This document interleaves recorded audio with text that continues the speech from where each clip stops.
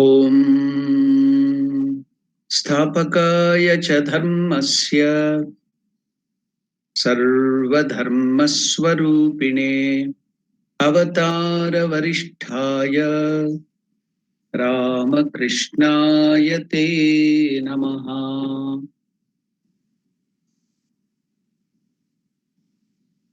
Namaskar to all of you. Welcome to the study of Ramakrishna, the Great Master.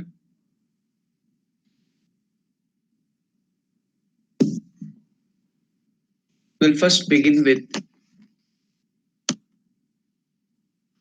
life of Mathurnath. Mathur and his family were carried along on a current of bliss during the 5 days of the festival of Durga Puja, Navaratri.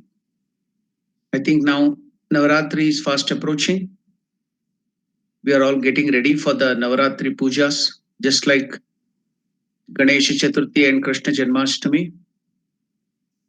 By the will of Divine Mother, we may be practicing this too. Now, the Navaratri is going on there in the house of Mathurnath Vishwas. We know that he was a devotee of Divine Mother and also he was very rich. So naturally, arrangements were done in a grand scale. So while that Durga Puja was being celebrated,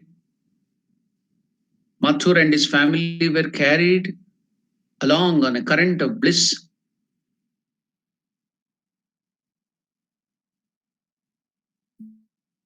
5 days of this festival. As it was coming to its conclusion, the priest sent a messenger to Mathur Babu, requesting him to say his final prayer to the mother before the immersion ceremony. Now, this came as a shock to Mathur. It was unbearable for him to think of disrupting the joyful festival, and he cried out. Mathur now became like a small child. He started crying. I won't allow anyone to immerse the image of the mother. Let her worship be continued as it is.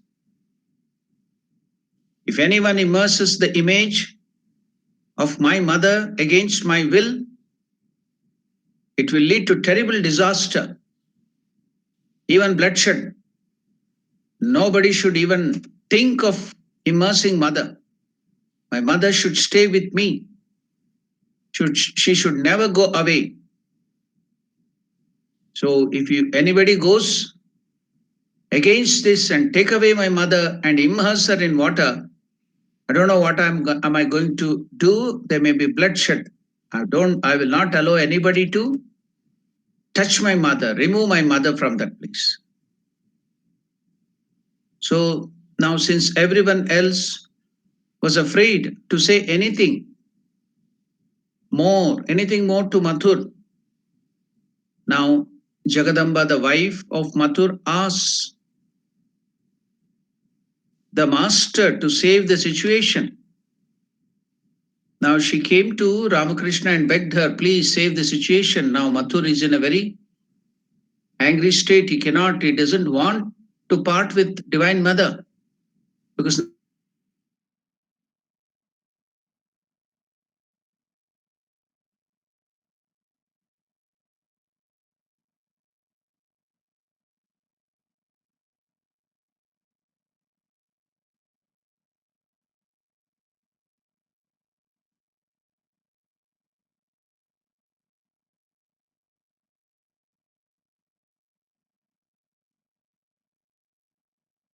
Master Mathur now said to Sri Ramakrishna, Father, whatever others may say, I won't allow the mother to be immersed in the Ganga. I have ordered the worship to be continued daily. How shall I survive in this world without mother? Sri Ramakrishna stroked Mathur's chest and said, Oh, is this what you make? Is this what makes you afraid? Who has told you that you will have to live without the mother? And where would she even go? She go even if you consign her image to the Ganga. Can the mother stay away from her son? For the last 3 days, she has accepted your worship in the puja hall. But from today, she will accept your worship sitting constantly in your heart. Now the magic touch of the master transformed Mathur's mind and convinced him that his fears were meaningless. Yesterday we made a detailed study of the Siddhis, I think. So in that there was one of the Siddhis. What was that?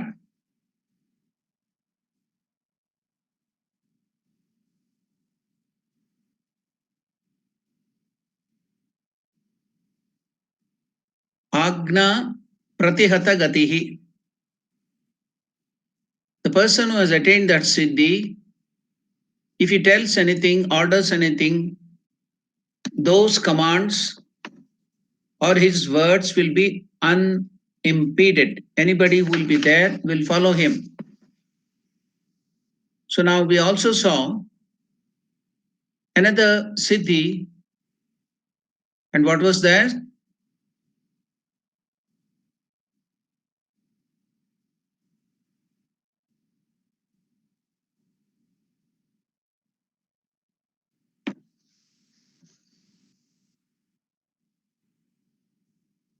Kama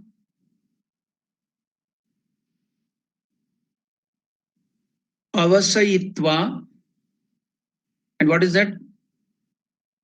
His wishes coming true.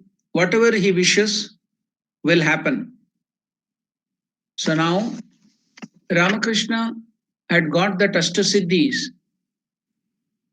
As such, even if that Ashtasiddhi was not there to Sri Ramakrishna, Ramakrishna is the avatara. Whatever he wishes will happen. But here, just to make you understand what are those siddhis and connect that. So I'm just telling you now, Ramakrishna started stroking his chest. He was emotionally surcharged. So now he stroked his heart, touched his heart, and then told, Mathur, what is going to happen? Do you think that mother will go away? Even if you put her into Ganga, immerse her in Ganga, don't worry. Is this your problem that mother is going away? You want to worship her the whole year? Now onwards, the Divine Mother will stay in your heart, saying that when he touched the heart of Mathur Babu, now he could see the Divine Mother by the touch of Master in his own heart. He was convinced that Divine Mother is in his own heart. Now, that fear that he will lose mother will be going away. That idea, that fear vanished from his heart. Now he could agree. So you can see the two aspects here which we have to note. And what is that two aspect which we have to note is, one thing Ramakrishna is showing, whether in Ganesha Chaturthi or in Durga Puja, we have this ritual of immersing mother. First of all, making an image, then immersing that in the river or any water body. So what is the significance of that? Is to be understood, and Master is teaching Mathur in his own simple way. Master is always simple. He will make us understand everything in such a simple way that even a child should understand what is that. Now we can see with his own words of the Master, what is that he want to convey? What is that he want to tell Mathur? So now Sri Ramakrishna is telling,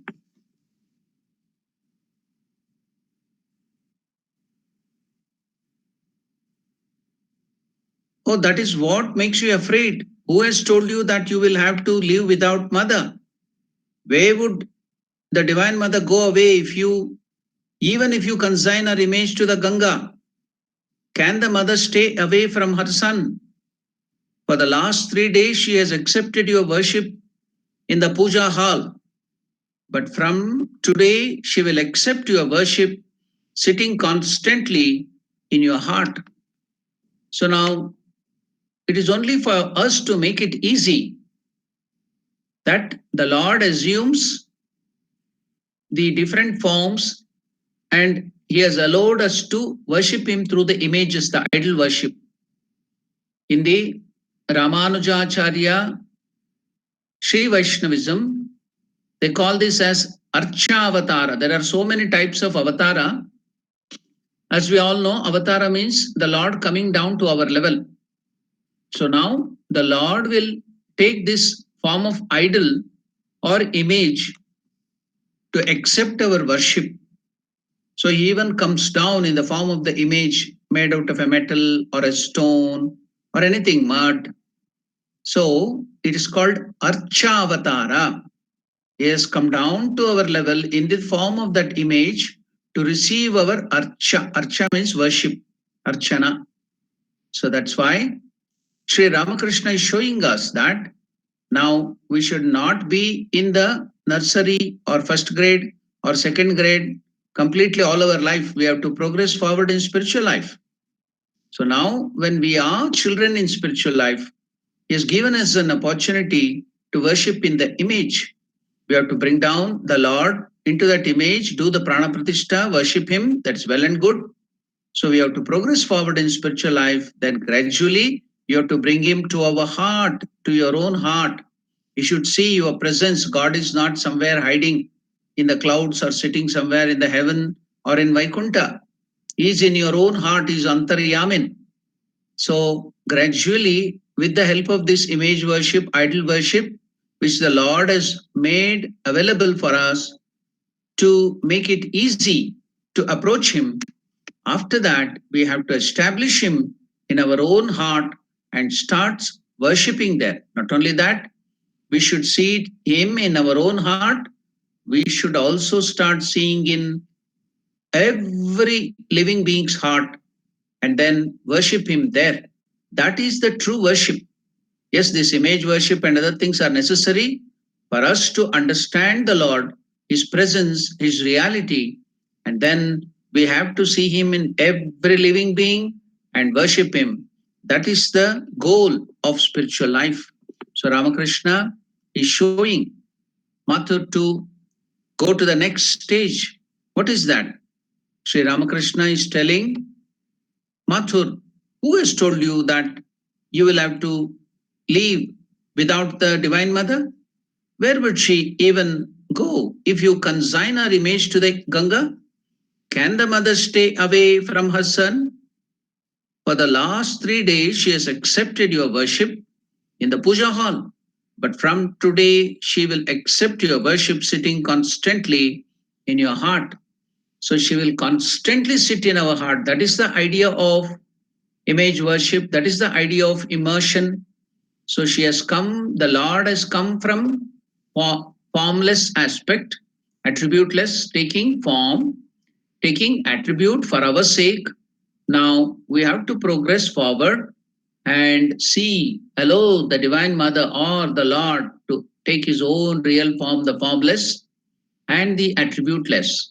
Then establish her that as the next stage in our own heart, then we will see, we will merge even our real nature is of that of the Atman or Parabrahma Swarupa. Then we will go to the next stage, that is the Vishishtadvaita from Dvaita, that are we are a part of that infinity.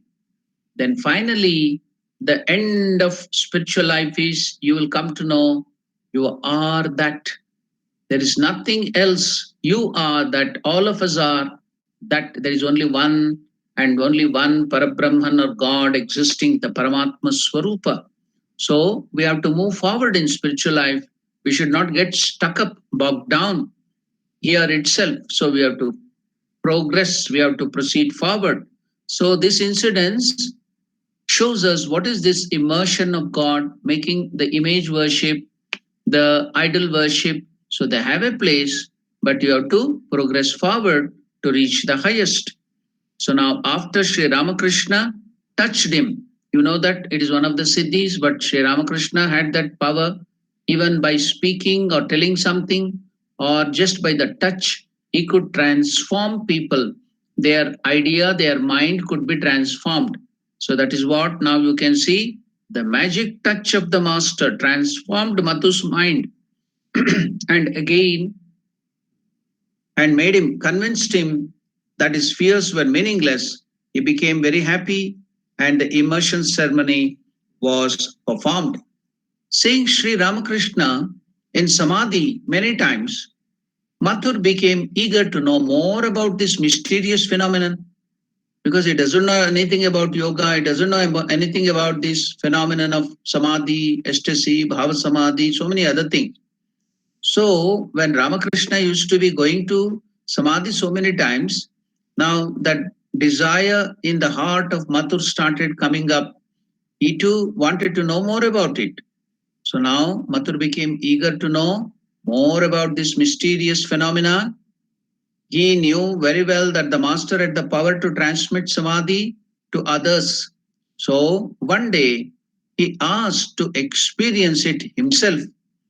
At first, Sri Ramakrishna tried to dissuade him from this desire, but after repeated requests from Mathur, he finally said, "Well, I'll ask mother about it.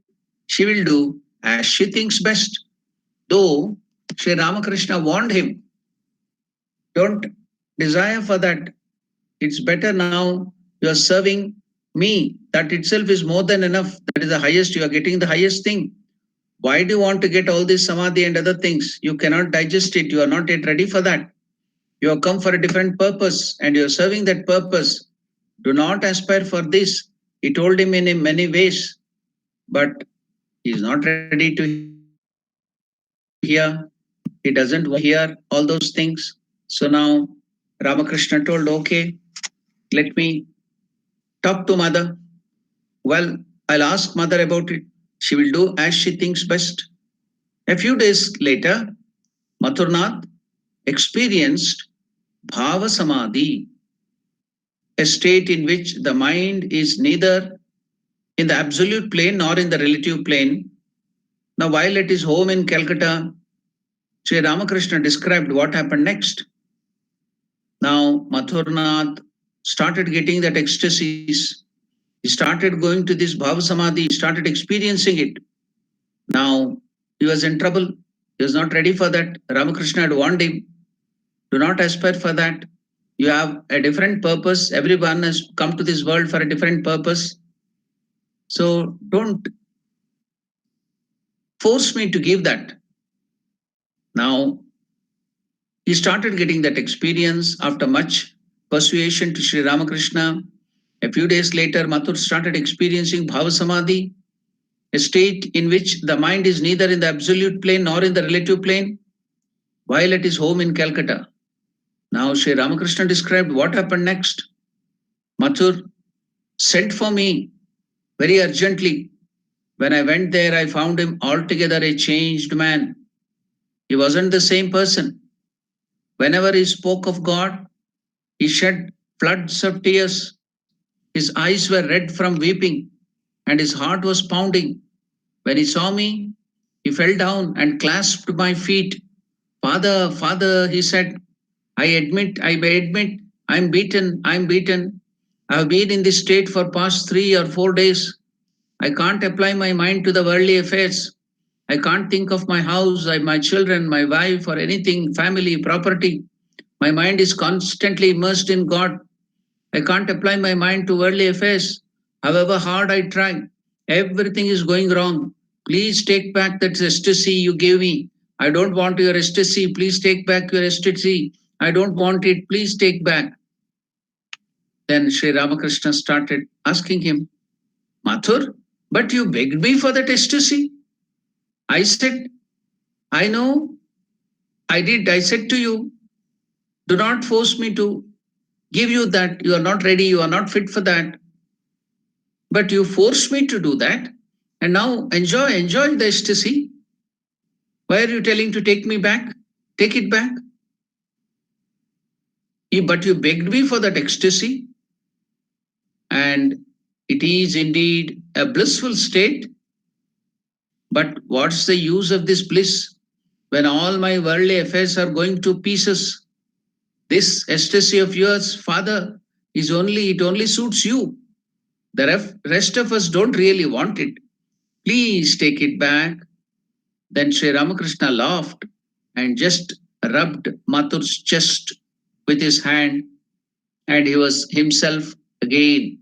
So, at will, even by his own mind, thinking in his mind, he could give that ecstasy, change his, he could transform. Sri Ramakrishna could transform any person at will.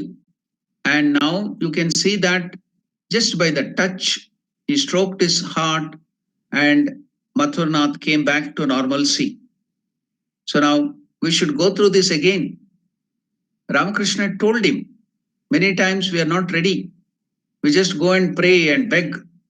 After much persuasion, out of grace, the Lord will give you what we want, but we cannot handle it. It's not so easy. We have to prepare, we have to do sadhana, we have to prepare our mind, we have to nicely purify our mind. Then we will be in a situation where we can handle it ourselves when the Lord gives us. But we are not ready. Just looking at someone, we get the desire that I too should get it, just like the neighbor's daughter or son has become a doctor. So it is so fashionable. People are praising that neighbor. So I too want to make my daughter or son a doctor. The desire of your son or your daughter may be different. He or she wants to achieve something else. We force on them, and then they can neither become a doctor nor they can achieve anything in their life. They will be in trouble. Likewise, we should never force anything upon anybody. Now you can see Sri Ramakrishna had warned him, you are come for a different purpose. Do not aspire for these things. You are not yet ready. It will come at the proper time. Don't force me. But who is about to understand Sri Ramakrishna's word? We are also in many of us in our life will be complaining. Oh, we have not got this. We have not got samadhi. My kundalini has not awakened. You pray, you cry, and when the Lord gives you the vision, you cannot withstand it. It's not so easy to withstand the supersensuous experiences. The moment the kundalini becomes jagrata, then whole thing goes awry. It's not so easy. So many spiritual experiences. You are not ready for that. We are not even now ready to have one very, very simple supersensuous experiences like even seeing a ghost. We don't have the capacity even to see a ghost. So the ghost or the demon comes and stands in front of you, then you will have a heart attack and die. You will fall down, you will collapse. If that is the case, can you experience the God's vision or even the other spiritual experiences are which are much more higher? So first prepare yourself, do sadhana, purify your mind, remove the desires. Then you yourself will start getting all those things. So don't, what is it? There's a saying in English that you should not get into something or aspire for something which you are not fit for. In Indian language, they tell stretch your leg to the extent of your bed. So if your bed is quite long, you can stretch your leg until then. But if the bed is too short and if you go to stretch your leg over and above that, then your leg will go to the ground. It will start touching the ground. So it should not, that was not the cup of tea for Mathur. Now we can see again what happened to Mathur. And in the words of Sri Ramakrishna, it will be much more sweet.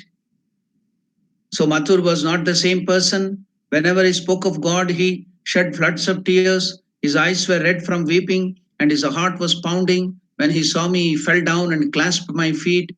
Father, Father, he said, I admit it, I'm beaten. I have been in this state for 3 or 4 days. He couldn't withstand this samadhi or this ecstasy even for 3 days. What about then if it continues to stay for a long time? So I'm in this state for 3 days. Everything is going wrong. I can't apply my mind to worldly affairs. So please take me back. Your ecstasy you gave me, I don't want it. But you begged me, Mathur, for ecstasy. And so I gave you. And now you are telling, please take it away. I know. I said, I did. But it is indeed a blissful state, Father. But what is the use of bliss when all my worldly affairs are going to pieces? This ecstasy of yours, Father, it only suits you. The rest of us don't really want it. Please take it back. Then Sri Ramakrishna is telling, then I laughed and just rubbed Mathur's chest with my hand, and he was himself again. Mathur had a family priest named Chandra Haladar, was very jealous of Sri Ramakrishna, held some charm. He thought, now this family priest of Mathurnath, he was very jealous of Sri Ramakrishna. Now, because Mathur was so devoted to him, he was convinced that priest was jealous, was convinced that Sri Ramakrishna held some charm over Mathur, and he wanted to know his secret. One evening, Sri Ramakrishna was lying in a state of ecstasy in Mathur's Calcutta residence. There was no one else in the room, and this priest Chandra found his opportunity. Shaking the master several times, he demanded, hey, tell me, how did you capture Mathur Babu? Don't pretend you can't talk. Tell me also what incantation you have done, what medicine you have given, what mantra you have put, that you have charmed my master, that is Mathur. Tell me, how did you capture Mathur Babu? Don't pretend you can't talk. How did you hypnotize him? The master was in ecstasy and could not speak because his mind was not in the physical plane of consciousness. But this made Chandra extremely angry.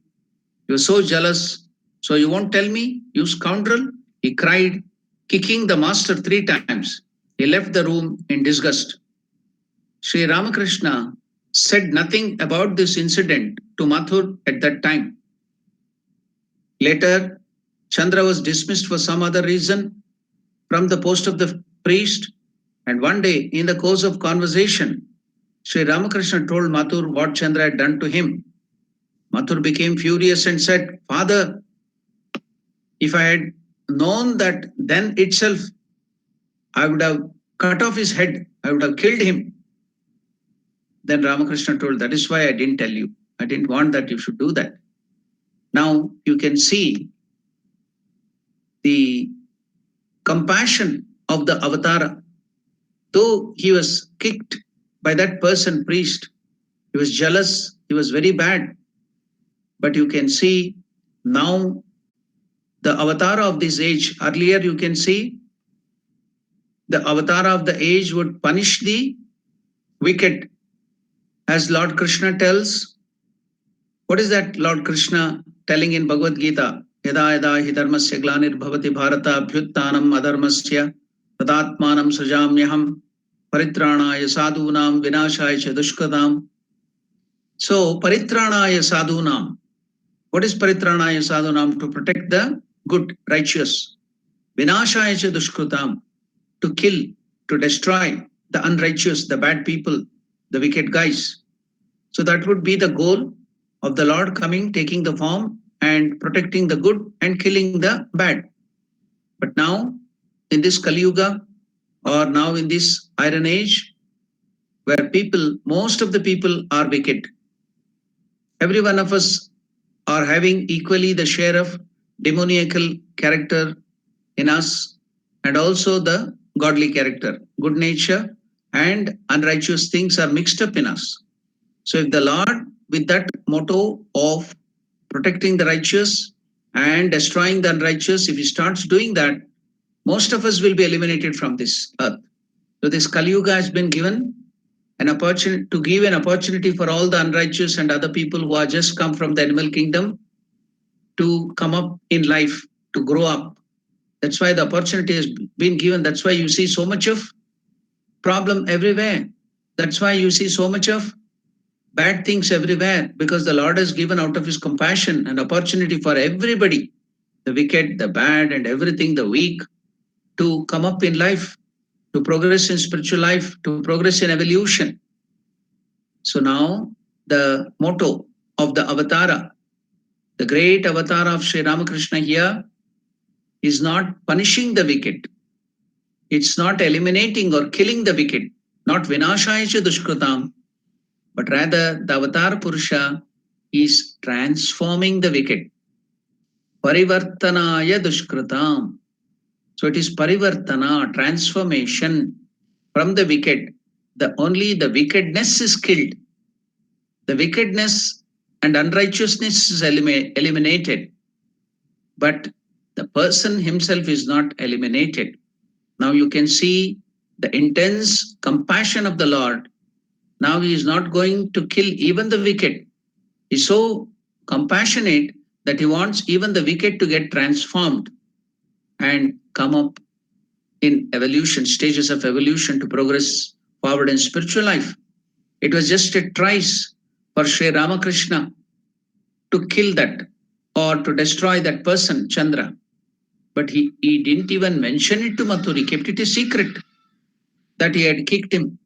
So you can see now the baby will kick the father. So will the father get angry and punish him? So one more thing which you have to notice, the Lord will never punish us. Whatever we are undergoing, all the difficulties is only because of our karma. Our karma punishes us. But when we are being punished, when we are in trouble, then if you surrender to the Lord, pray to him, so he only removes us from that. So when you supplicate, when you go and surrender at his feet, he will help us to come out of that. So that is grace of God. Not that the Lord will put you into trouble, he will punish you, and then if you surrender, give up your ego, he will lift you up. No, we get into the trouble because of our ego, because of our wrongdoing. But if you surrender, if you take the name of the Lord, then he will bring us out. That is the grace aspect of the Lord that we have to note it here. God will never punish anybody. All the disease, all the punishments, all the troubles, all the unfavorable conditions, the situations we are facing is only because of our karma. Whatever action you do, whatever karma you do, will come back to us in redoubled way. So that is the reason why we are in trouble. But if we take the name of the Lord, if we do the bhakti devotion at the feet of the Lord, that will neutralize. The Lord out of compassion will relieve us, will remove all those things. So we have to understand, never teach your child, because we want to tell our children and make them not do some things that you will be telling them God will punish you.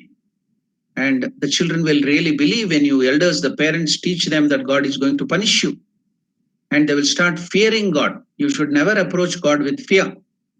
So God is not fearful at all. He's always loving. He's full of love and compassion. This itself is an indication. You can see Ramakrishna has been kicked by that priest Chandra. He himself had that so much of force. He could have taken the Narasimha avatar and just he could have punched him or destroyed him. He could have even burnt him. What not can be done by the Lord himself. But he's so compassionate. He even forgives that wicked guy who even kicked him. Then what about how much compassionate he will be to us who are much, much more better in the stages of evolution and good to the Lord? Just like you should note when in the Putana Samhar, I told on the Krishna Janmashtami day, she had come with a poisoned breast, full of poison in her milk in the breast, and tried to the Lord because she had an intention to feed Krishna, offer Krishna. like a mother. That itself, the smallest thing was enough for Lord Krishna. Though he took away all the poison, he took away all the life, he took away all the bad things and liberated Putana, gave her liberation. That's why it's called Putana Mukti. Just by the suckling of Lord Krishna, baby Krishna, he gave her Mukti. Though she had come to poison her. So you can see if the Lord will give Mukti to people who want to poison him, give him poison. Then what about you people? You are so devoted to the Lord. He will be always guarding you. He will be always helping you. So that can be seen here. Though this guy, Chandra, the priest, kicked Sri Ramakrishna, he never uttered that even Mathur, because Mathur have killed him. So he kept it a secret. Why? He has to be protected. So he is so compassionate. So you can understand the compassion of the Lord here. Now enter into the sadhaka life of Sri Ramakrishna.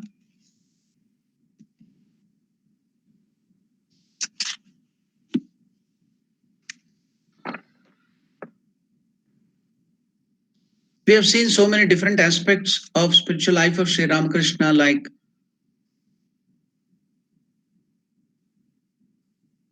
the tantric sadhanas, the worship of the Divine Mother.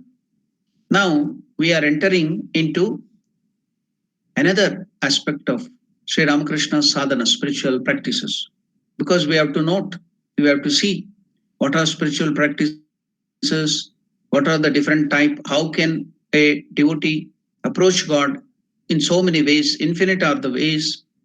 The Lord is so compassionate that He will give us opportunity to come in whatever way we like, whatever way it suits us. Nothing is forced upon us. That is a speciality of Hinduism. You see Swami Vivekananda telling that the first and foremost condition in spiritual life or religious life is liberty, freedom. So that's why in Hinduism, nothing is forced upon you. We think it's a weakness of Hinduism. Never.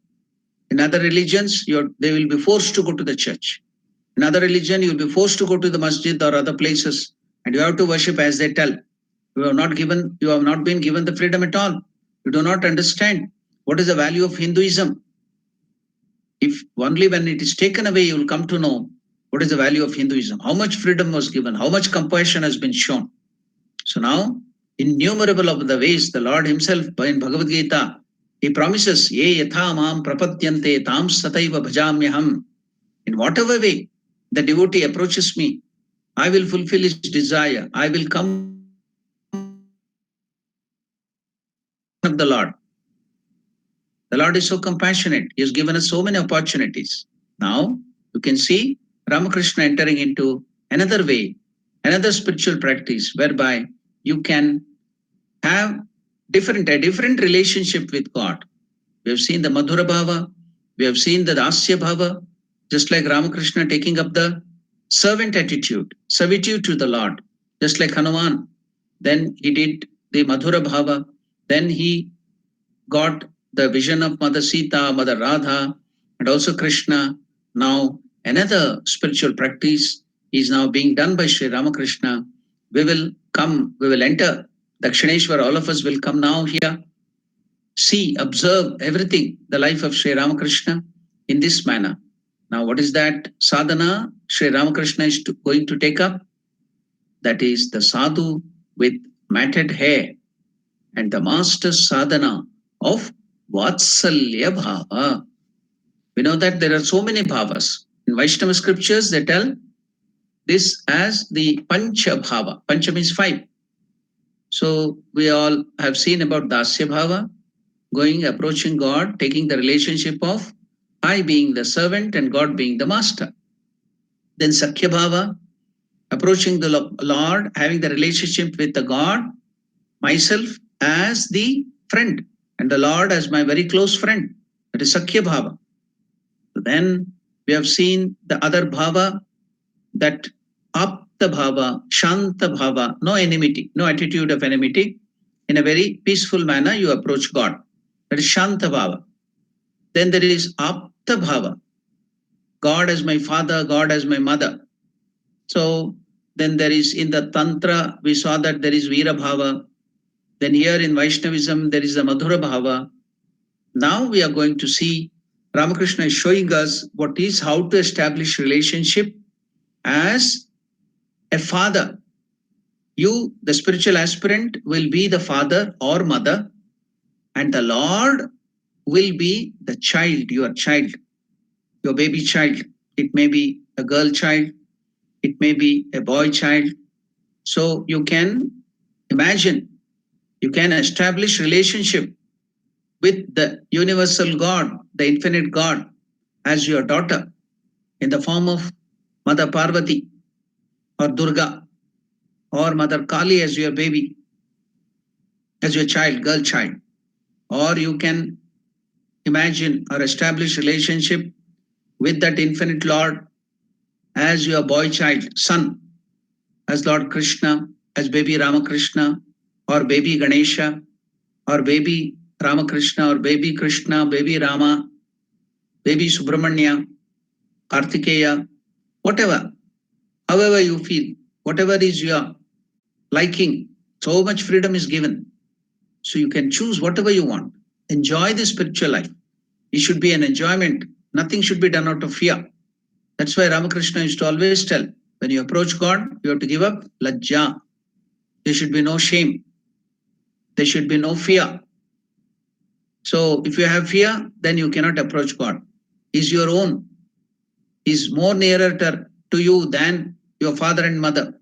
He's more nearer to you than yourself, your ego. He's the indweller. He's the antaryamin. He's the nearest to you. Then why fear?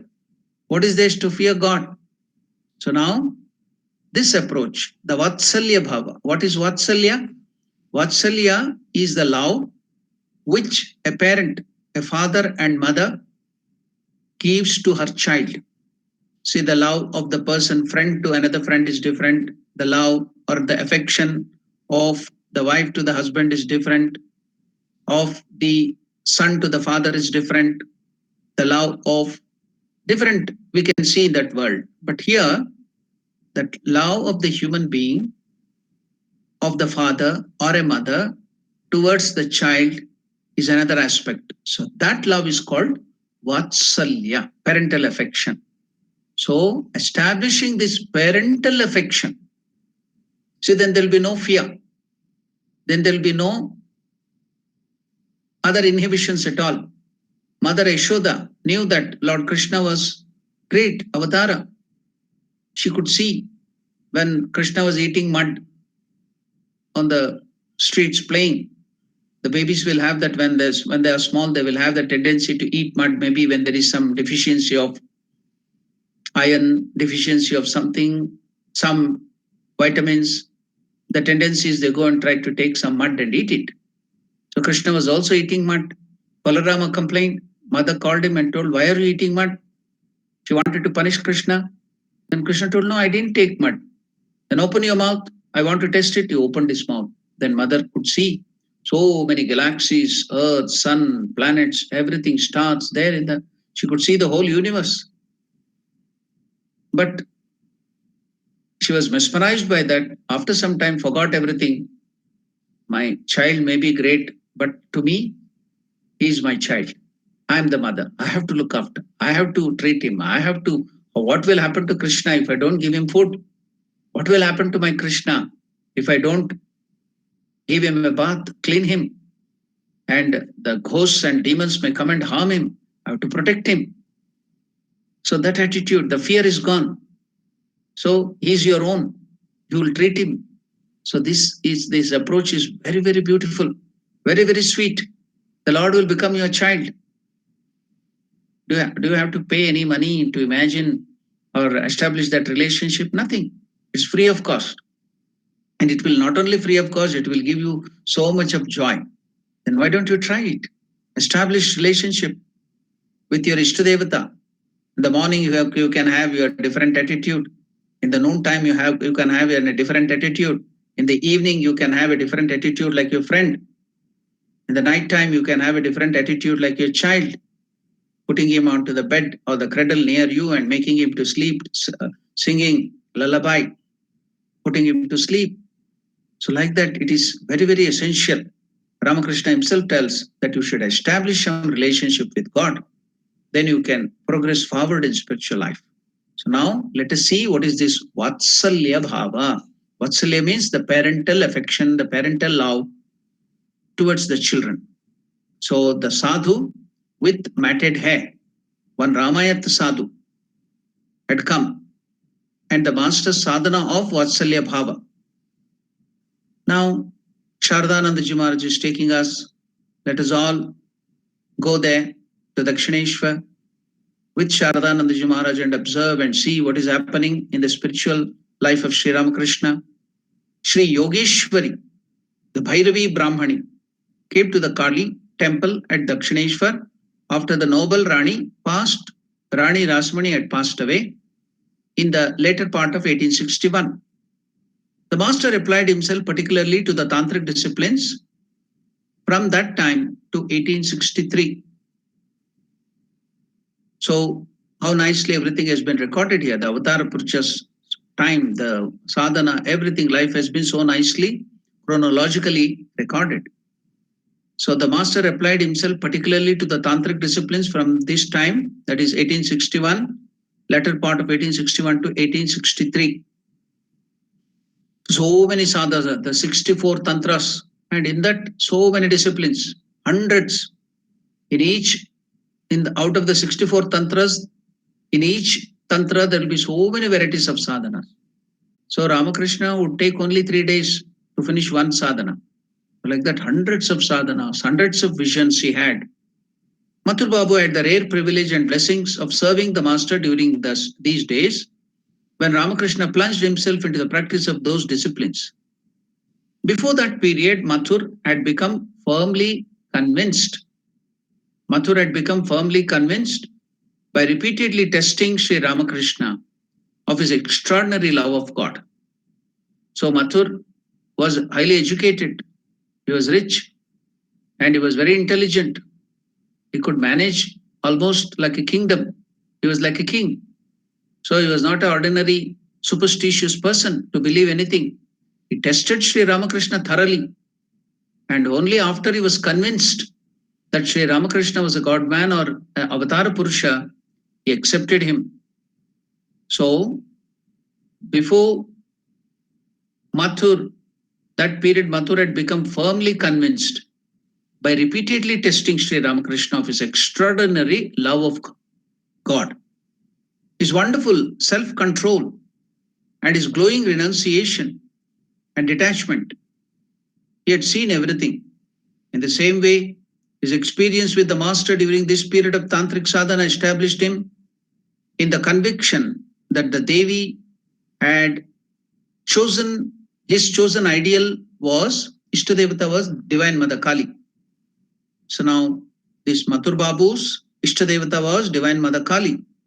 The chosen ideal had become pleased to manifest herself to him in the person of master and accept his services. So he had that firm conviction. It was also written in his almanac, in his Janma Kundali.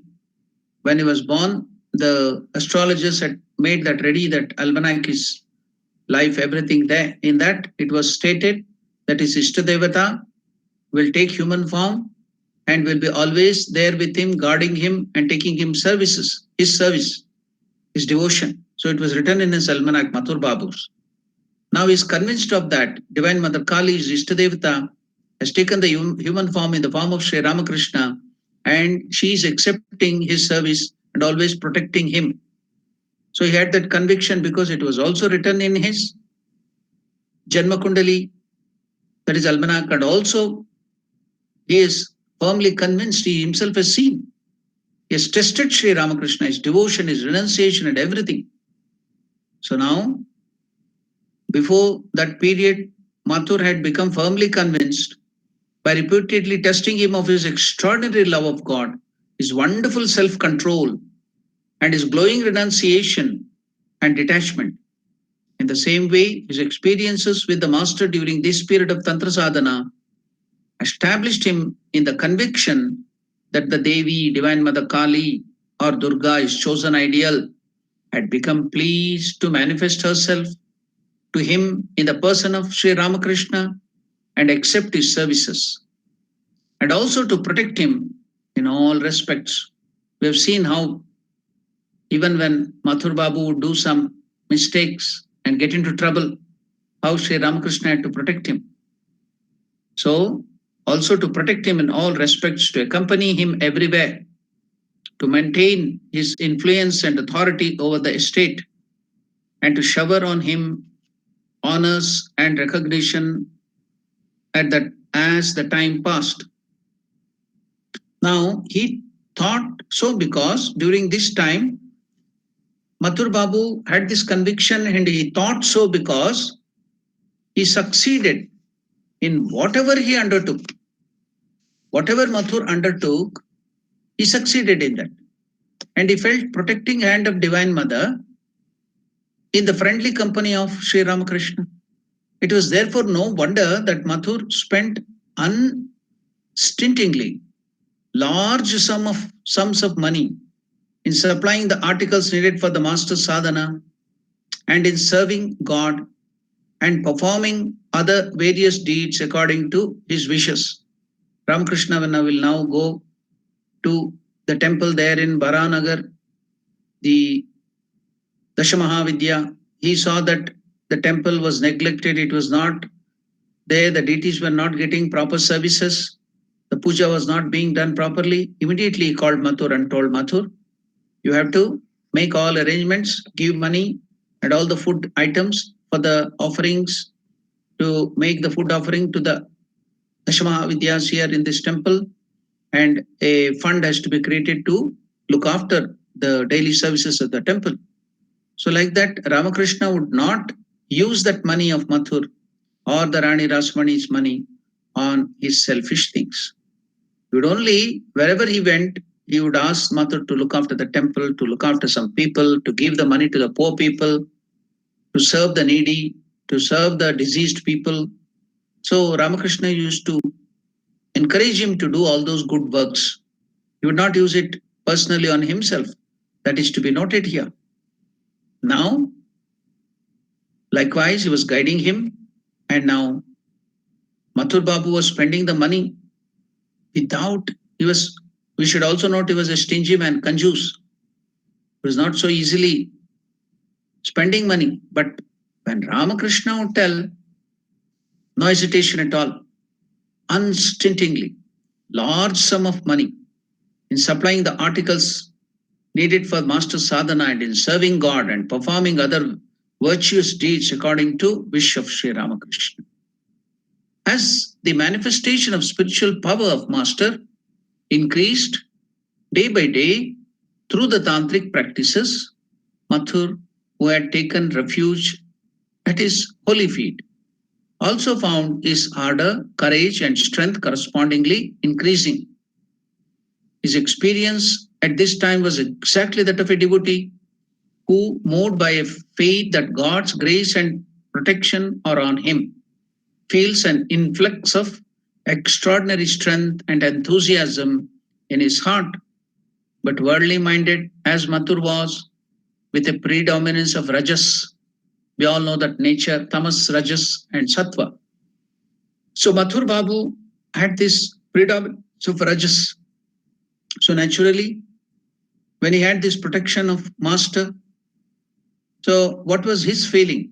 There was influx of extraordinary strength and enthusiasm in his heart, but worldly minded, as Mathur was, with a predominance of rajas in him, he remained quite satisfied with rendering service to the master and performing virtuous acts. He never wished to advance far into the spiritual realm. In spite of this limitation, Mathur was perfectly convinced that the master was the only source of his strength, his intelligence, and his hope, that he alone was his prop and support in this world and in the next, and that he was at the root of his worldly prosperity and exalted position. The undertakings that Mathur carried out at that time prove that he now considered himself fully secure in his worldly affairs through the grace of Master. We read in the book entitled A Story of Life of Rani Rasmani that Mathurnath performed the very expensive religious ceremony called the Annameru. What is that Annameru? Consisting in the gift of a mountain of food and other necessities of life. In 1864, at Dakshineshwar, Hriday said that besides plentiful gold, silver, etc., he gave away to the Pandits 1,000 maunds of rice. It's a unit. Maund is 1 unit of rice, just like we do here have liters and other things in India. That is the seer. Then there is another thing called maund. So there are so many other Indian measuring units. So that measuring unit is called maund.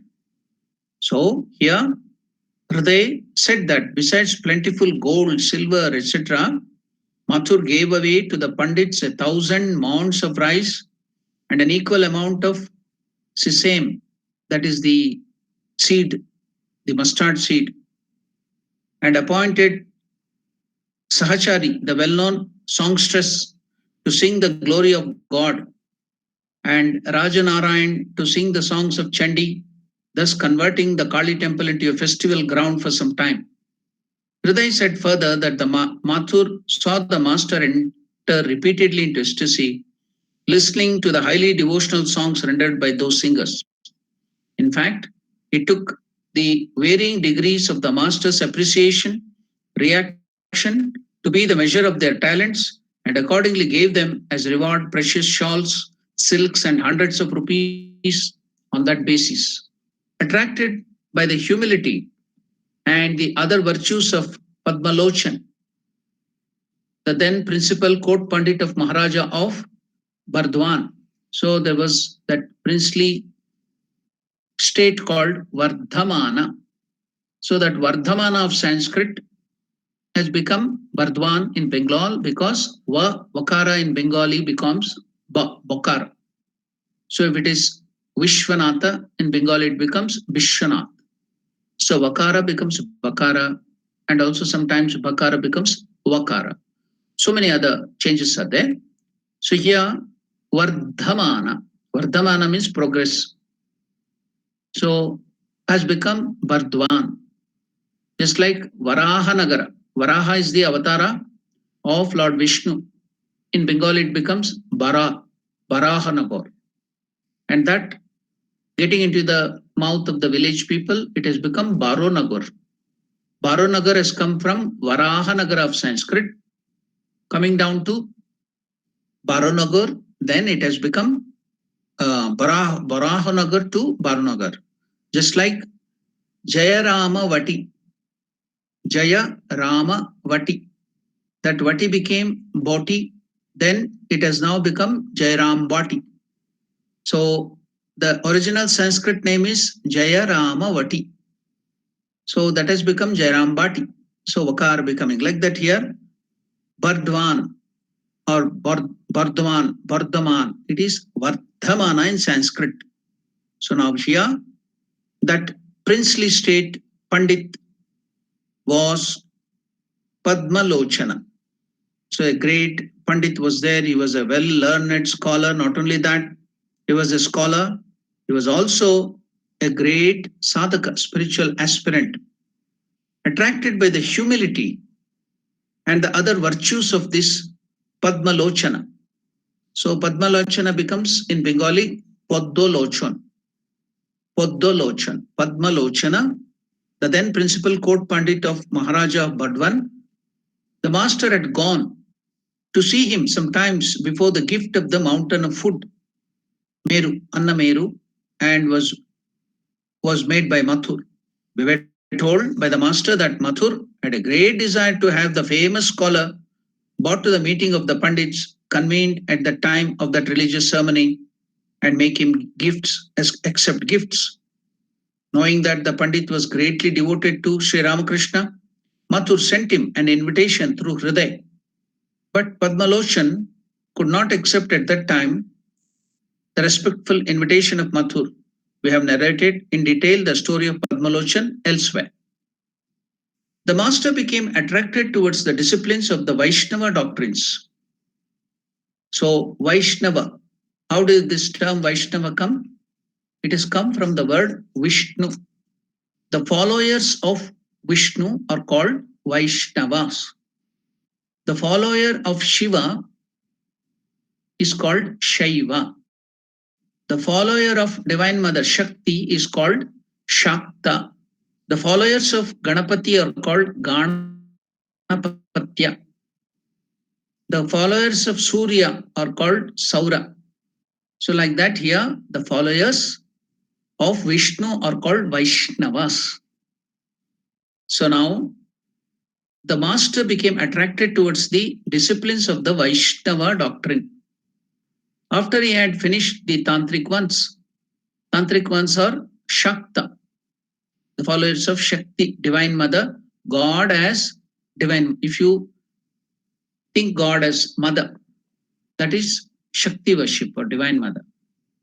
So that are the Tantras, a combination of Hinduism, the different aspects of Hinduism, that is specially worshipping Divine Mother, with Advaita Vedanta, and some aspects of Buddhism.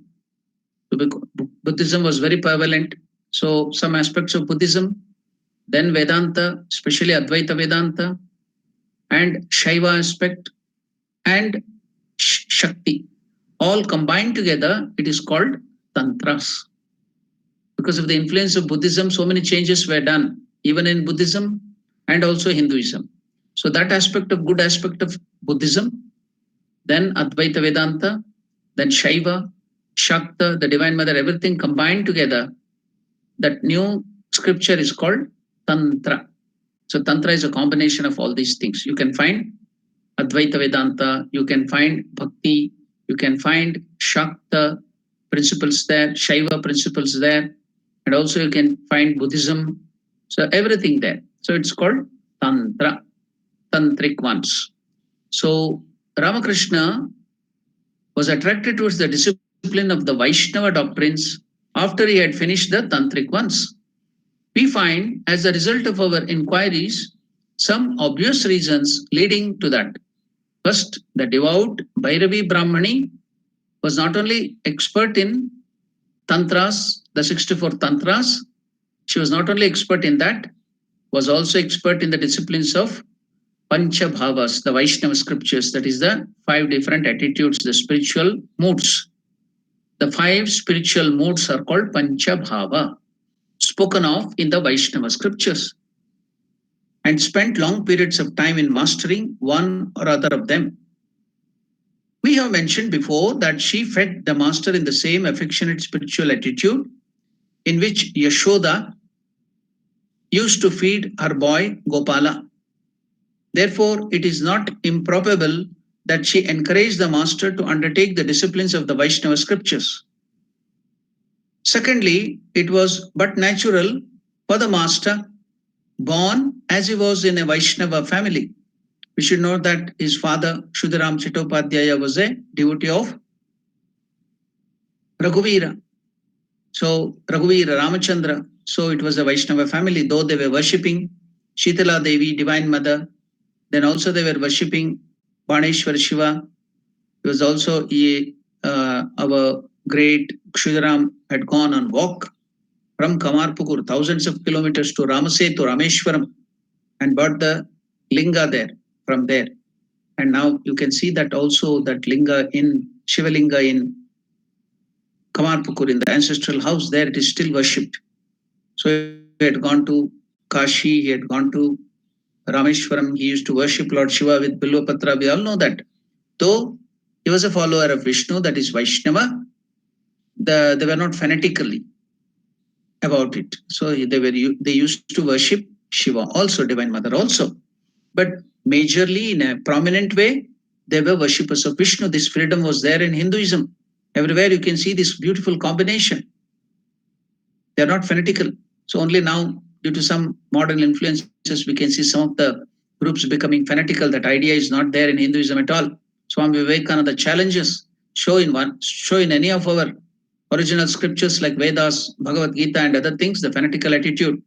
Nowhere, Swami Vivekananda challenges, he tells, nowhere is there that only a Hindu or an Indian will get mukti and all the other followers of any other religion will not get mukti, liberation. Nowhere it is mentioned. And we can see Bhagavan Krishna telling in Bhagavad Gita, Ye yata maam prapadyante tam sataiva bhajamyaham. In whatever way human beings approach me, I will come down to them in their own sweet way.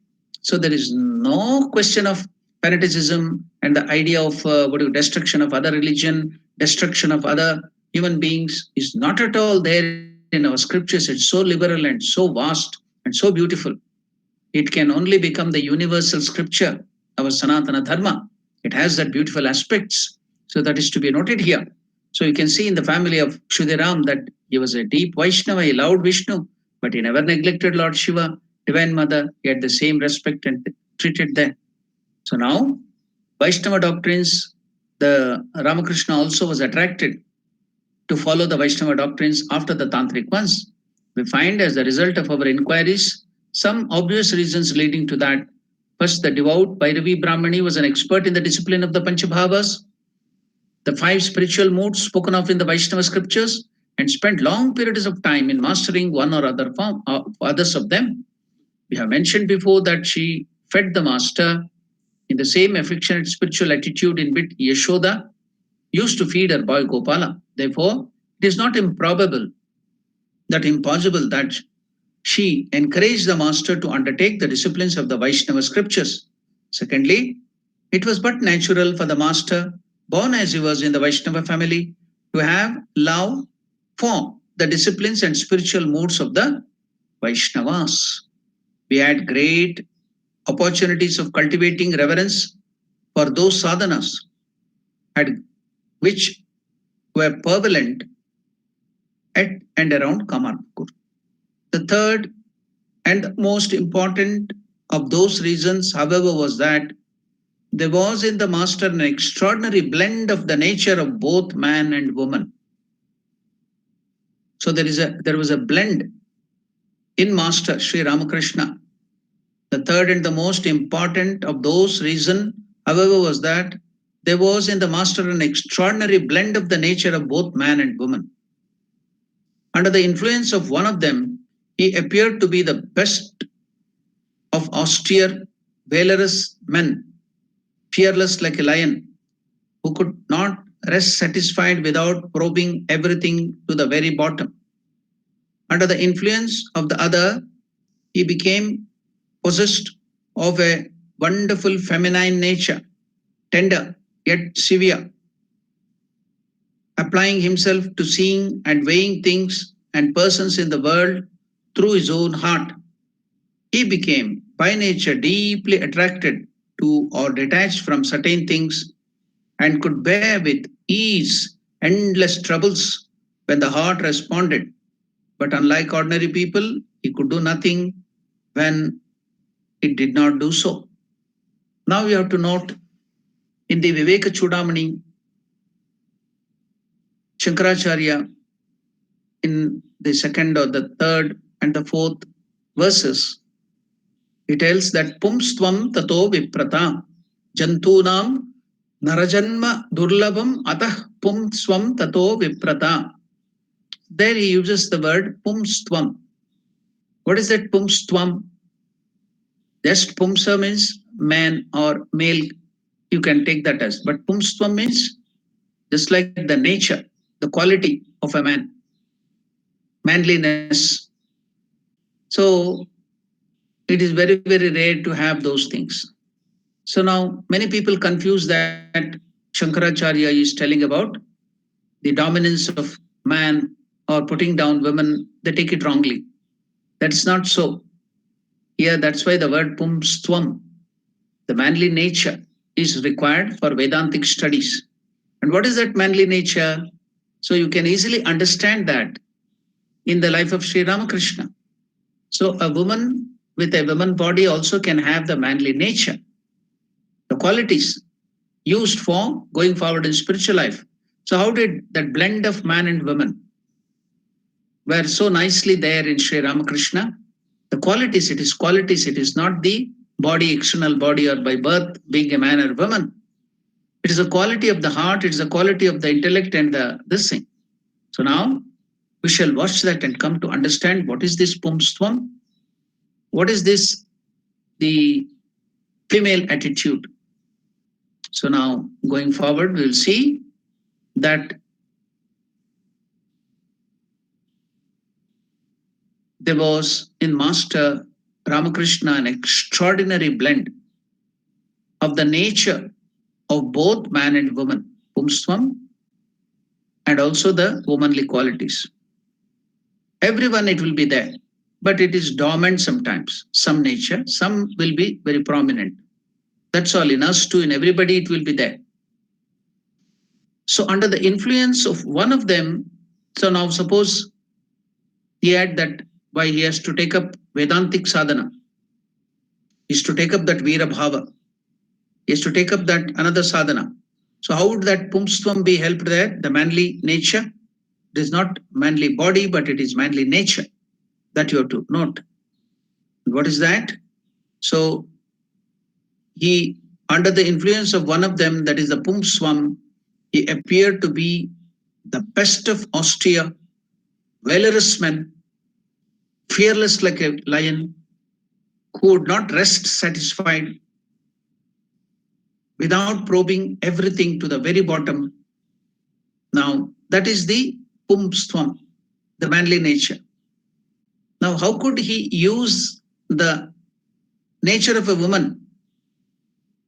Again, I'm telling you should not confuse with the dominance of man or woman or equality, that and this, nothing. It is the nature. So, under the influence of one of them, that is manly nature, manly quality, he would be like a lion, the valorous person. He appeared to be the best of the austere, valorous man, fearless like a lion, who would not rest satisfied without probing everything to the very bottom. Now, in the feminine nature, when he became possessed of a wonderful feminine nature, what is that feminine nature? Tender, yet severe. Tender, yet severe. Applying himself to seeing and weighing things and persons in the world through his own heart. He became by nature deeply attached to or detached from certain things and could bear with ease endless troubles. So, this is the nature of woman, womanly nature, to the capacity to withstand all trouble in life.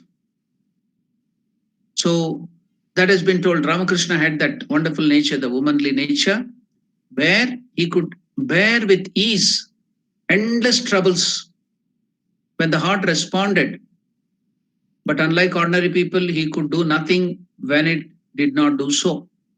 So, these are the feminine nature and the manly nature, Pumstvam. So, Ramakrishna had this blend of both these qualities. So, that is what Shankaracharya is telling, that it is very difficult to have that Pumstvam, Tato, Viprata, and other things. It is Brahmanatva. Viprata means the Vipratva, the quality there. I've explained that in Viveka Chudamani. If you go to the YouTube channel, Johannesburg Ramakrishna YouTube channel, you can find that second sloka, third sloka. I've explained in detail all those qualities, the Pumswam and the Viprata, Brahmanatva. What is Shankaracharya maintaining that is somebody should be born as a Brahmana family. So if somebody is born not in that family, won't he get it? No, it is the quality. What is Brahmanatva? What is Vipratva? It is not by birth. They are the qualities. Krishna also, Bhagavad Gita, he tells about that. It is, you get that varna, not by birth, but by quality. And what is that?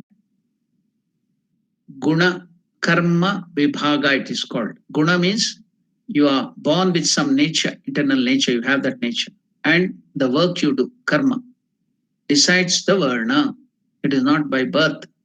So there is a Sanskrit shloka also. Janmana jayate shudraha samskarat dvija uchyate vedapatantu vipraha brahmagnanantu brahmana.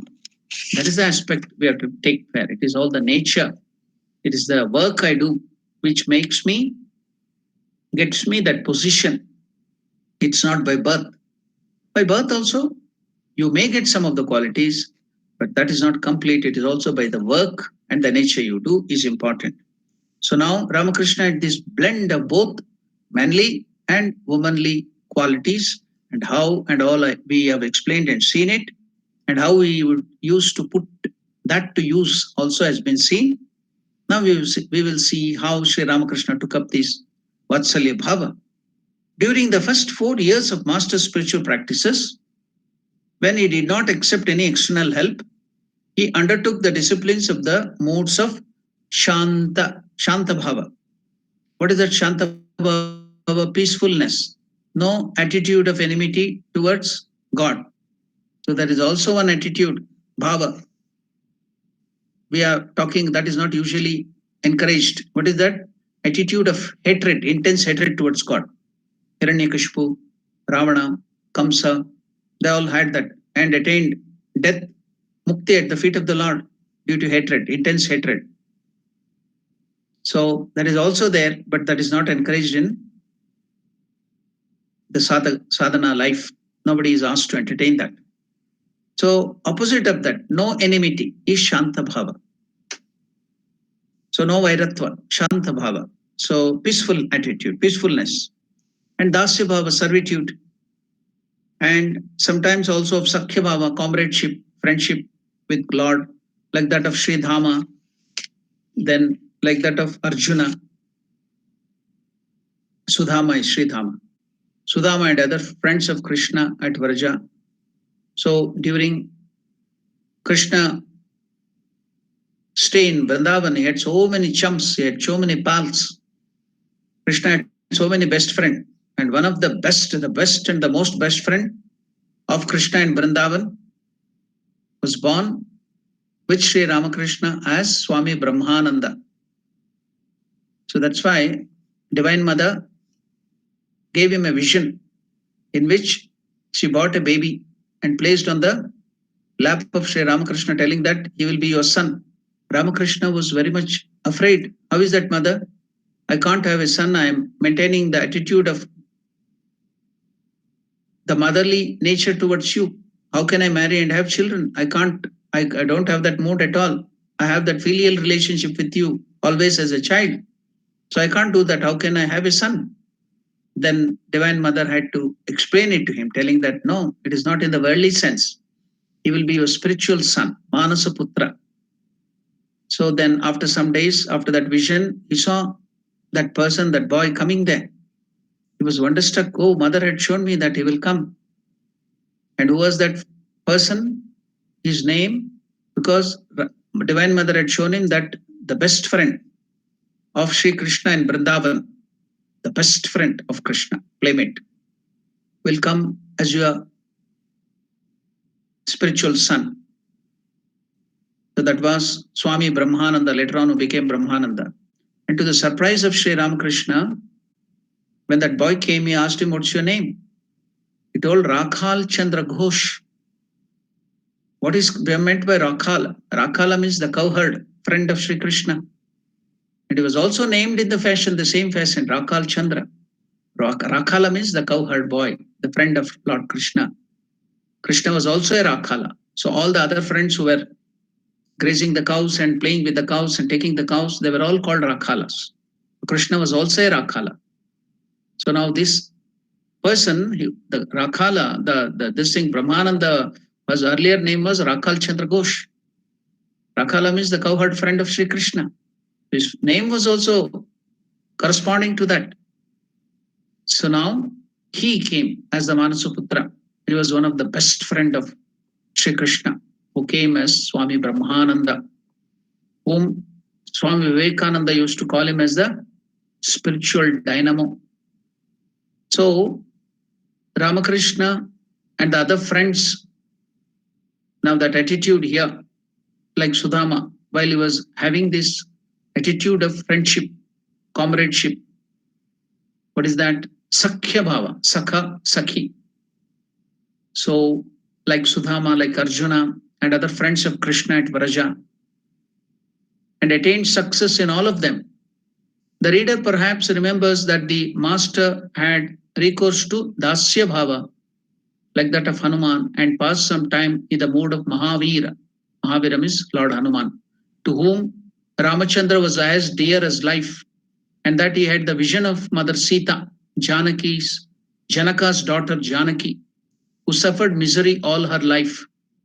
Now you can see in Mother Sita, she had the capacity to withstand all difficulties, all sorrows in her life. That's one of the nature of woman, the quality of woman. So Sita, who had suffered misery all her life, he therefore now applied his mind to the discipline of the two principal devotional attitude of Vatsalya, parental affection, and Madhura, conjugal love, practiced by the Vaishnava teachers. During that period, he looked upon himself as a woman. Ramakrishna looked upon himself as a woman, friend of Divine Mother, woman friend of Divine Mother, and engaged himself in fanning her with a chamra. Dressed in a woman's apparel and surrounded by ladies, Ramakrishna paid obeisance to the Divine Mother Devi during her autumnal worship, that is the Navaratri, the Durga Puja autumnal worship at the Calcutta house of Mathurnath, and on account of the absorption in feminine feeling, often he forgot that he had a male body. Often he forgot that he had a male body. When we began to visit the holy feet of Master at Dakshineshwar, we sometimes saw this female nature manifested in him. But it did not last so long at that time we are speaking of. And there was no need of it also at that time. For it then became easy for him, by the grace of the Divine Mother, to dwell at will in any mood whatsoever of a man or a woman, or of non duality, Advaita, the source of all moods. He then stayed for the good of the visiting devotees in any of these particular moods as long as the Spirit impelled him to do. Whenever devotees of that particular mood, whether they may be liking or they want to practice the Madhura Bhava come, he would get that mood. Suppose a person of Vatsalya Bhava having that mood comes, then Ramakrishna would get that mood, particular mood. So, like that, he had already practiced everything. Now you can understand why Ramakrishna had to practice all those spiritual disciplines, because thousands of devotees came for spiritual fulfillment in future. So they will be having different moods. So for them, each of them, Ramakrishna had to take care of them in that particular mood. So when some particular would come even before that, his mood or his bhava would change for that particular thing, even without his knowledge. Suppose tomorrow a person of Vatsalya Bhava will be coming, a spiritual aspirant. Then today Ramakrishna's mood will change to that attitude. Automatically, by default, nothing by force, it would come by the will of the Lord. Because he was Avatara himself, he could do that. So that's why Sharadanandaji Maharaj is telling, at that time it would not last long like earlier when he was doing the sadhana for months together or years together. And there was no need also for that time, for it became easy for him by the grace of Divine Mother to dwell at will in any mood whatsoever of a man or a woman, or of non-duality, Advaita, the source of all moods. He then stayed for the good of the visiting devotees in any of these particular modes, as long as the Spirit impelled to do it. To form an adequate estimate of the great significance of the sadhana period of his life, one has to take into account the great qualities inherent in him by birth, the way he reacted to the daily experiences as he moved about in life, and the nature of the change brought on him by the spiritual storm that raged in him during the past 8 years of sadhana. We were told by him that he sincerely believed until he came to the Kali temple at Dakshineshwar in the year 1855, and for some time afterwards that he would lead, like his forefathers, the life of a strict and virtuous householder, as he was free from egoism from his birth. It never crossed his mind that he was superior to anyone in the world in any respect or possessed nobler qualities than anyone. So in his childhood, Sri Ramakrishna had this desire. What is that desire? in his youth and his childhood before getting into his sadhana? What was his desire? He would lead. The desire of Sri Ramakrishna was he would lead like his forefathers, the life of a strict, virtuous householder. As he was free from egoism from his birth, it never crossed his mind that he was superior to anyone in the world in any respect or possessed nobler qualities than anyone. But his extraordinary speciality began to manifest itself when he stepped into the field of action. He felt as if an unknown divine power accompanied him every moment, painting in lucid colors the transitoriness and worthlessness of the sights, tastes, etc., the five sense objects before his eyes and forcing him to orient his life in an opposite direction. A selfless seeker after unalloyed truth, the master very soon accustomed himself to move about in the world at the promptings of that power. It is clear that it would have been difficult for him to do so if he had a strong desire for attaining any objects of enjoyments in the world, because if his mind was free from desires, so he could easily adapt to any moods and adapt to any sadhanas because no desire in his mind. So for today, we'll stop our discussion of Master's spiritual life and we will continue in the next class, that is Sunday morning and Monday morning. Tomorrow evening, we have the discussion on Bhagavad Gita at 6 o'clock South African time. It will be 9:30 Indian time. Then Monday, as usual, we have the discussion of Great Master early morning, 6:30. Then Monday evening, we have the discussion on the significance of worship. Tuesday evening, we have the Viveka Chudamani, the crucible of discrimination, Viveka. Then Wednesday again, we have the study of Bhagavad Gita. All are welcome to these studies. So now it's time for question and answer. If you have any questions, if you have any doubts, you can ask them.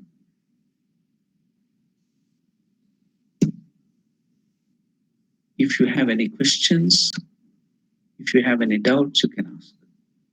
Maharaj, Aarti here. Yes, Mother. You were telling about that feminine attitude and Pumsatvam in the Thakur Maharaj. Yes, is it Mother. related to the Trigunas Maharaj, Rajasic, Tamasic? No, Mother, that Rajas. Or it is different? It is entirely different, Mother. Rajas, Tamas and these qualities are the different nature. Here it is the quality of manliness and quality of womanliness. The tender, the all forbearing, and all that qualities are womanly qualities. So in women also there can be sattva, rajas, and tamas. In man also it can be sattva, rajas, and tamas. They are different. Here the manly qualities, the dominant manly qualities, the dominant female qualities. How Ramakrishna used that for spiritual life. So in this Vaishnava tradition like Madhura Bhava, the Sakhya Bhava with the friendship attitude towards Divine Mother, and to the what you call this Vatsalya Bhava as a mother to God. So Ramakrishna used this feminine nature to its maximum extent. So there was a blend of both manly nature and feminine nature in Sri Ramakrishna. So to understand what are manly nature, which can be used for study of Vedanta, you should be like a roaring lion. So even women also can have these qualities while studying Vedanta. So that Pumstvam is the character, the manly character, that's all. Not by birth or by the body or something. They are the nature. Thank you, Maharaj. Yes, yes, Mother. Maharaj? Yes, Madhusudan. Maharaj, yesterday we were talking about Ashtasiddhis, and today is in incident where Mathuranath was anxious not to immerse the mother, and he rubbed his chest. So was he using those Ashtasiddhis? Because in the vision, mother showed Ashtasiddhis are like excreta, so you should not Explain Yeah, this. that is before God realization. It will be an obstruction for God realization. That's why Vivekananda refused it. But after God realization, it can be put to the use of other people to get God realization is harmless. Before God realization, that is harmful to you because it will not allow you to go towards God. That is just a temptation to you to take you away from God. That's why you will start getting all those things. That's why I also told you that he was not an ordinary human being, Jivas like us. He was the Avatar Purusha, the Lord himself who has come down. So he doesn't need any Ashtasiddhis to manifest to do all those things. He can do that. But I only correlated that with the Ashtasiddhis. There is also, it is like that. You can just at will take control of anybody's mind and make them, transform their spiritual life. Now you can see so many sadhus, so many people doing so many miraculous things, bringing out golden chain, bringing out so many things, curing your diseases, so many other things. So the highest miracle is transforming one's nature. It's very difficult to give out our habits. One habit, bad habit which you have learned, to give it up in our life, it will take the whole life, or it may be not be possible in to give it up in our life. But by the presence and the touch of the Avatar Purusha, we get transformed into such a way that we give up our anger, we give up our other bad qualities, then we get transformed into so beautiful a nature. Isn't that the highest miracle one can do? So that can be seen in the Avatar Purusha. So that is also the miracle. So you need not come under Ashtasiddhi, or because he is the Lord himself, he has all that, he is all powerful. There is a term called omni, what do you call, omniscient, omnipresent, and omnipotent. So that omnipotency is all powerful. The Lord is all powerful. So he doesn't need any Ashtasiddhis to do that. But I'm just comparing it to know what is these things. And that as a sadhaka, we should not be praying for all this Ashtasiddhis. We, as sadhakas, when we are moving forward in the spiritual life, it will lead you astray. I think in future we will see Bhairavi Brahmani, it will come in the life itself. She had to train, before coming to Ramakrishna, two sadhakas also, Divine Mother had told in Bangladesh, and then she came this side. So those two persons will come to Ramakrishna afterwards. They had gone forward in spiritual life and they fell down in their life due to that miraculous powers. He had that Gulika Siddhi. Gulika Siddhi means with that Gulika, he could vanish into thin air, disappear, go into any building, even the walls, the walls could not stop him. So he had that power. And another person, he could bring out light from his back. So they all come to Sri Ramakrishna. Then Ramakrishna absorbs all that miraculous powers which was obstructing them to go forward in spiritual life. And then purely they would go forward in spiritual life and reach their goal. So that happens in future, we will see that it will come. So they had all those miraculous powers. It had completely destroyed their spiritual life and they had fallen down in the spiritual life and they couldn't move forward. So that's why it's a temptation. It will put you down. So when it comes, don't give your mind to them. Just progress forward. Go with intense love for God. That's all. That is very, very important. To get intense love. I think to give you intense love, that is all the highest miracle. If any miraculous power is there, we to get that highest love for God, will to realize God is also, I think, the highest miracle one can perform, that Ramakrishna is performing constantly in us. By reading his life, by reading his teaching, we all of us have converted, transformed our life into love for God. That itself is the greatest miracle, and that is a real miracle, I think. Thank you, Maharaj. Yeah.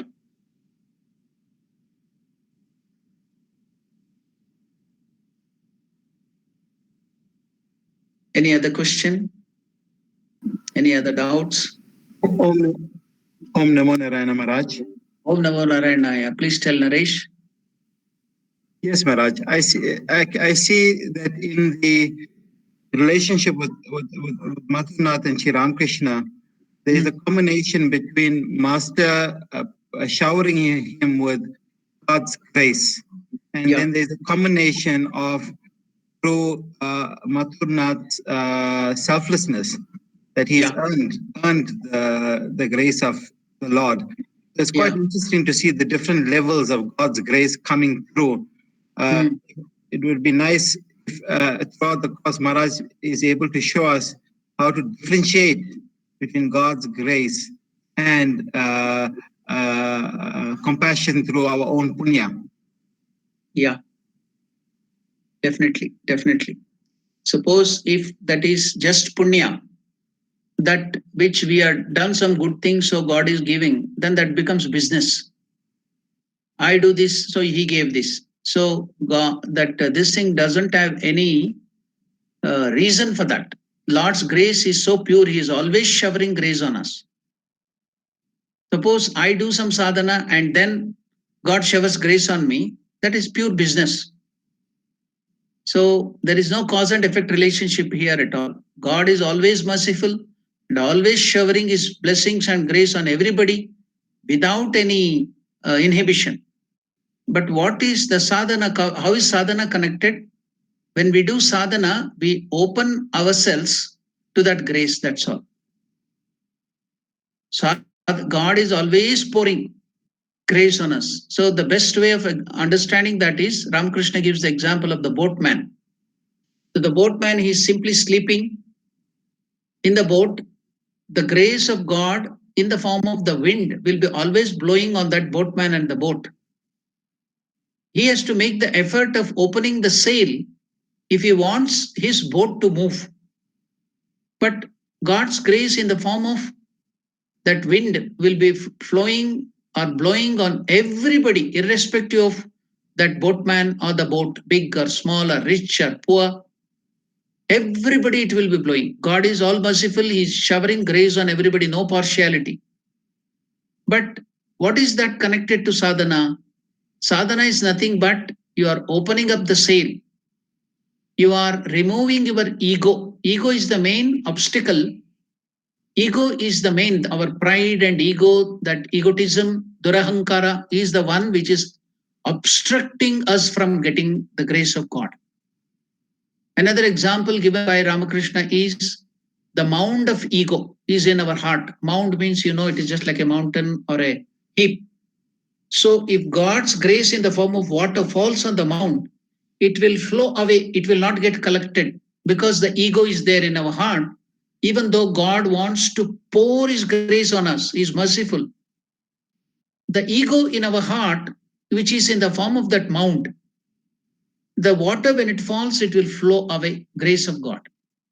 But if you have the vessel, the pit of humility, then the grace of God in the form of water will get collected in your heart. The mound of ego will push it away. The pit or the space in the form of humility, egolessness, can collect the grace of water and it can make benefit of it. So ego is the main obstacle. So by self-effort, what is that you are doing by self-effort? Removing that ego and bringing in humility. Then you you become fitter, you become fittest to receive. The more you remove your ego, the more you become fit to receive the grace of the Lord. So sadhana is nothing but you are removing that ego. So grace of God will manifest. God is not partial, is always compassionate. He is soul hungry. He is so much loving us. He's pouring His heart and soul and His grace on us. But we have to open up. If we don't want it, who can do anything? If you want to enjoy this plum hog, this dirty world, insignificant world, so we are so much immersed in that. But God wants us back. But we don't want Him. But God is showering grace. Any little chance, opportunity, He will pull us towards Himself. That is grace. Always He is showering grace on us. Thank you, Maharaj. Thank you very much. Okay.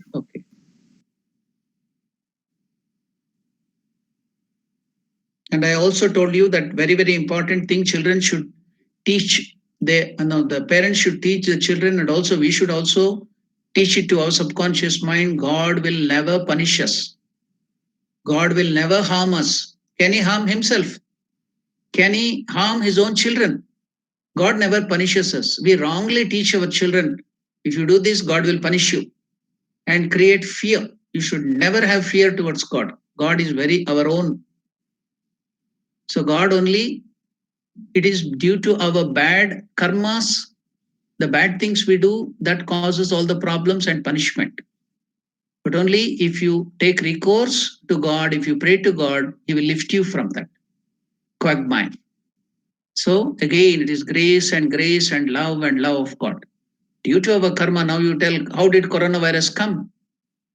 It is the Chinese people who prepared it. It is the human beings. We have done it.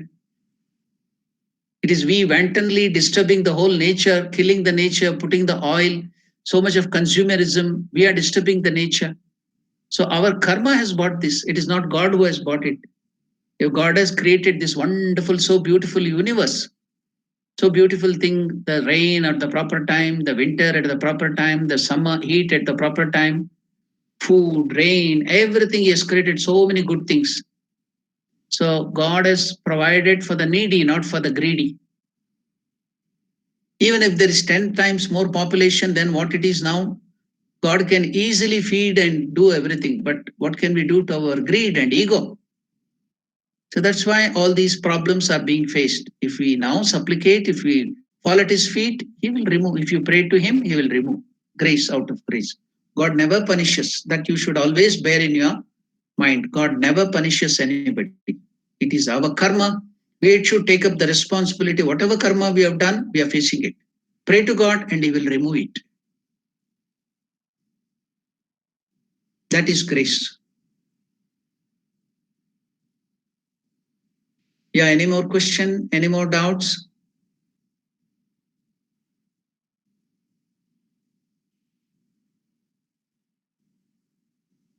Okay, then I will conclude with the prayer.